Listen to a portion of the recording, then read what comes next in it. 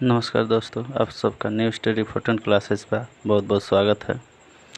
यदि आप लोग अभी तक इस चैनल को सब्सक्राइब नहीं किया तो इस चैनल को सब्सक्राइब कर लीजिए और बेल आइकन को ऑन कर लीजिए ताकि वीडियो का नोटिफिकेशन आपको जल्द से जल्द मिल सके।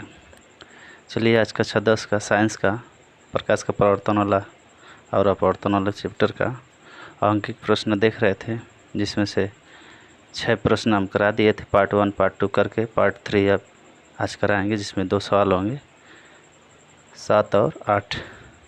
चलिए देखते हैं क्वेश्चन आपका स्क्रीन पर दिख रहा होगा। देखिए, क्वेश्चन नंबर 7 दिया है आपका कि एक अवतल दर्पण की फोकस दूरी 15 सेंटीमीटर है। अवतल दर्पण की फोकस दूरी कितना दिया है? 15 सेंटीमीटर दिया है। तो इसको लिख लेंगे।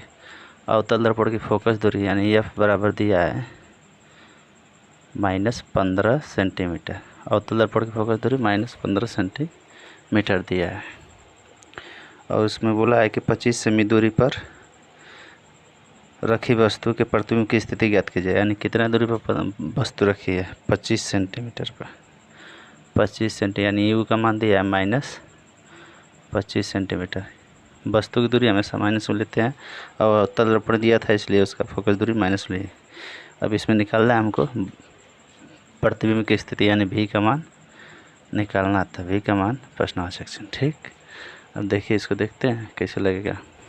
चलिए, अब यहाँ पे लगाएंगे दर्पण का सूत्र। तो दर्पण के सूत्र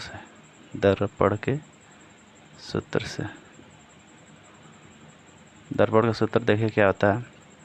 1/f बराबर 1/के भी प्लस 1/के यू होता है।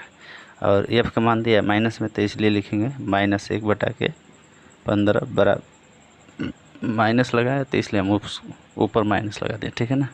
अब ये माइनस ये प्लस आपका भी 1/के भी हो जाएगा। अब इसका मान रखेंगे माइनस, तो प्लस माइनस का गुणा माइनस 1/के कितना हो जाएगा? 25। और इसको इधर भेजेंगे तो ये आपका आ जाएगा 1/भी बराबर, इधर आएगा तो प्लस हो जाएगा 1/25 और ये माइनस आपका 1/के 15। 1/के भी बराबर हो जाएगा। इसका लसन लेंगे, इसका लसन लेंगे, आ जाएगा 75। 75 को 25 से भाग करेंगे तो आएगा आपका 3। 3 को ऊपर से गुणा कर देंगे, 3 का मतलब 3। फिर माइनस से माइनस लिखेंगे, 15 से 75 को घटाएंगे, 5 बार में कटेगा, 15 × 5 = 75, ऊपर 5 का गुणा कर देंगे 1 में। अब यहाँ से घटाएंगे, 3 में से 5 जाएगा, नहीं घटेगा, तो 5 में से 3 घटाएंगे और माइनस का चिन्ह लगा देंगे क्योंकि 5 बड़ा है। तो -2/के 75 हो जाएगा। और यहाँ पे आपका 1/के भी बराबर -2/के 75। अब इसको देखिए क्या करेंगे, तिर्यक गुणा करेंगे। तिर्यक गुणा करेंगे तो यहाँ पे आपका आ जाएगा -2भी बराबर 75 और इधर गुणे में 2 माइनस में तो उधर भाग कर देंगे। जब ये गुणे में तो उधर जाएगा तो भाग, यानी भी बराबर आ जाएगा 75/के -2 और इसको घटाएंगे तो आ जाएगा -37.5। ठीक है, 2 3 6, 3 1 कैरी बचा यानी हासिल, 15 हो गया तो 7 2 7 14, तो 7 1 बचा, 10 मिनट लगाएंगे, 0 हो जाएगा, 10 आ जाएगा। इतना सेंटीमीटर आपका आएगा। ठीक है, यानी हमारा भी का मान कितना आ गया? -37.5 सेंटीमीटर। ये आपका क्या हो जाएगा? आंसर हो जाएगा। ठीक है, अब देखिए अगला क्वेश्चन देखते हैं। चलिए देखिए, क्वेश्चन नंबर 8 दिया है, स्क्रीन पर आपको दिख रहा होगा। क्वेश्चन नंबर 8 दिया है, एक अवतल दर्पण से जिसकी फोकस दूरी 25 सेंटीमीटर है। फोकस दूरी कितना दिया है?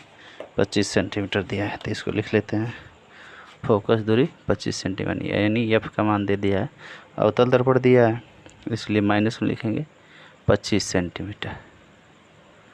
25 सेंटीमीटर।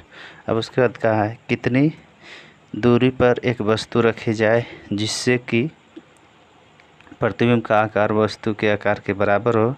इसे दिखाने के लिए किरण आरेख भी खींचिए। तो देखिए, इसमें वस्तु की जो ऊंचाई है उसी की ऊंचाई का प्रतिबिंब बनना है, यानी एच वस्तु की प्रतिबिंब की ऊंचाई हो गई, वस्तु की ऊंचाई हो गई, दोनों आपस में क्या हो रहा है? बराबर। तो इस कंडीशन में होता है यम का मान 1। इस समय किस एम का मान कितना आ जाएगा 1, और हमसे पूछा था कि वस्तु कितनी दूरी पर रखी जाए, तो यानी यू का मान पूछा था हमसे। ठीक, अब देखिए ऐसे सवाल दे देता है तो उसमें हम पहले आवर्धन से भी और यू का पद निकाल लेते हैं उसके फॉर्म में, ठीक है ना। तो देखिए अब यहाँ पे लगाएंगे आवर्धन का सूत्र, आवर्धन के सूत्र से। चलिए इसको देखते हैं। आवर्धन का सूत्र होता है यम बराबर एच डैश बट्टे में एच बराबर भी बटा के माइनस का यू। अब देखिए अब यहाँ पे बोला है कि वस्तु का आकार प्रतिबिंब के आकार के बराबर हो जाए, वस्तु का आकार प्रतिबिंब के आकार के बराबर हो जाए। तो जब इसमें बोला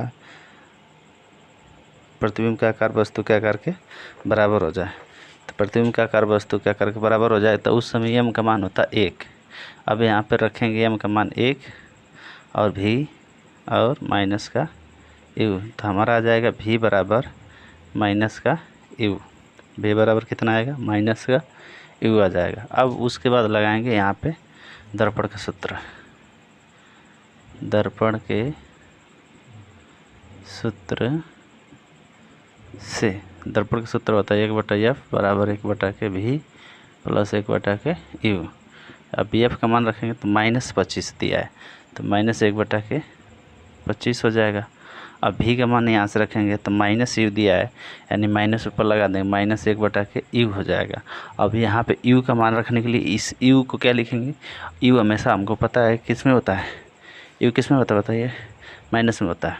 तो इसमें प्लस वाला को क्या कर देंगे माइनस कर देंगे और इसको लिखेंगे यू, तो ये आपका हो जाएगा -1/के 25 और इधर दोनों का बटे में यू है, यानी कि यू और -1 कितना -2 हो जाएगा और माइनस से -1 कट जाएगा और इस 3 गुणा हो जाएगा। तो यू का 1 में करेंगे तो यू आ जाएगा और इसका इसमें करेंगे तो 25 दूना के 50 आ जाएगा, 25 दूना के 50 आ जाएगा। यानी वस्तु कितनी दूरी पर रखी जाएगी 50 सेंटीमीटर दूरी पर रखी जाएगी। ठीक है, इसके लिए किरण आरेख खींचते हैं। किरण आरेख खींचने के लिए क्या करेंगे, हमको पहले यहाँ पर बनाएंगे अवतल दर्पण, ऐसे बनाएंगे। अवतल दर्पण का मतलब दबा हुआ भाग चमकदार होगा, ऐसे बना लेंगे, ऐसे बनाएंगे इसको। ठीक, ये दर्पण हो गया, ये उसका ध्रुव बिंदु हो गया। यहाँ से एक मुख्य अक्ष खींचेंगे, ये आपका फोकस हो गया, ये आपका वक्रता केंद्र हो गया। फोकस दूरी बोला है कितना है बताइए आप, 25 सेंटीमीटर। फोकस दूरी 25 सेंटीमीटर है, 25 सेंटीमीटर लिख दिए। अब वक्रता त्रिज्या इसका डबल हो जाएगी, यानी यहाँ से यहाँ तक कितना हो गया 50 सेंटीमीटर। ठीक, अब देखिए आगे, अब बोला है कि वस्तु को कितना दूरी पर रखा जाए 50 सेंटीमीटर, तो वस्तु को रखेंगे यहाँ पर 50 सेंटीमीटर। मान लीजिए कि ए और बी एक वस्तु है, तो यहाँ से किरण आरेख खींचने के मुख्य अक्ष के समांतर भेजेंगे, किरण को मुख्य अक्ष के समांतर भेजें, जाएगी फोकस से। कहाँ से जाएगी फोकस से, गई समांतर निकली फोकस से। अब भेजेंगे एक फोकस से, एक फोकस से भेजेंगे। अब यहाँ से निकलेगी तेज जाएगी ऐसे, ठीक है ना। तो अब यह देखिए दोनों जहाँ पर कट करेंगे ऐसे जाएगी, यहाँ से ऐसे ऐसे दोनों कहाँ मिली, यहीं पर मिली, तो ये आपका ए डैश हो गया और ये आपका बी डैश। तो देखिए दोनों की लंबाई सेम है, दोनों की लंबाई सेम है। हमको पता है जब वक्रता केंद्र पर वस्तु रखी जाती है तो वक्रता केंद्र पर ही प्रतिबिंब बनता है और वस्तु के आकार का ही प्रतिबिंब का आकार भी होता है, ठीक है ना। तो इसका किरण आरेख ये है, ठीक है ना, ये क्या है किरण आरेख है। ठीक ठीक है, आशा करते हैं आपको ये क्वेश्चन समझ में आ गया होगा। नहीं समझ में आएगा तो एक बार वीडियो को बैक करके देख लीजिएगा, समझ में आ जाएगा। चलिए अगली वीडियो में मिलते हैं, धन्यवाद।